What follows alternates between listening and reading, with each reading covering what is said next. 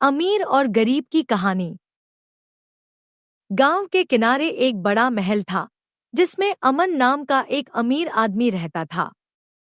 उसके पास खूब दौलत थी, लेकिन दिल में घमंड भी था।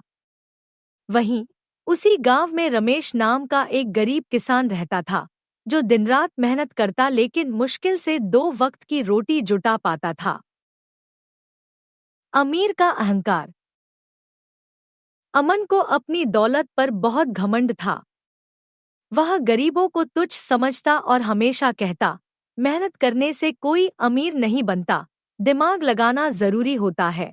वह रमेश को देखता और हंसकर कहता, कितनी मेहनत करता है, फिर भी गरीब ही रहेगा। गरीब की ईमानदारी। रमेश अपने हालात से कभी परेशान नहीं होता था। वह ईमानदार और मेहनती था। हर सुबह सूरज उगने से पहले खेतों में जाता और देर रात तक काम करता। उसका मानना था कि मेहनत और सच्चाई का फल जरूर मिलता है। विपत्ति का समय। एक दिन अचानक अमन का व्यापार ठप हो गया।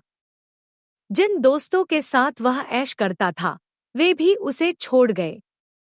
कुछ ही महीनों में वह कर्ज में डूब गया और उसकी सारी संपत्ति बिक गई। वह अब उसी गरीब रमेश के दरवाजे पर मदद मांगने आया। गरीब का बड़ा दिल। रमेश ने बिना किसी घमंड के उसे अपने घर में शरण दी, भोजन दिया और कहा, दौलत आती जाती रहती है, लेकिन इंसानियत सबसे बड़ी होती है। अमन को अपनी गलती का एहसास हुआ।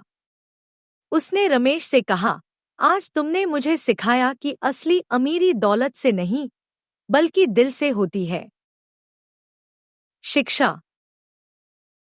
इस कहानी से हमें यह सीखने को मिलता है कि धन दौलत का घमंड नहीं करना चाहिए, क्योंकि वक्त कभी भी बदल सकता है।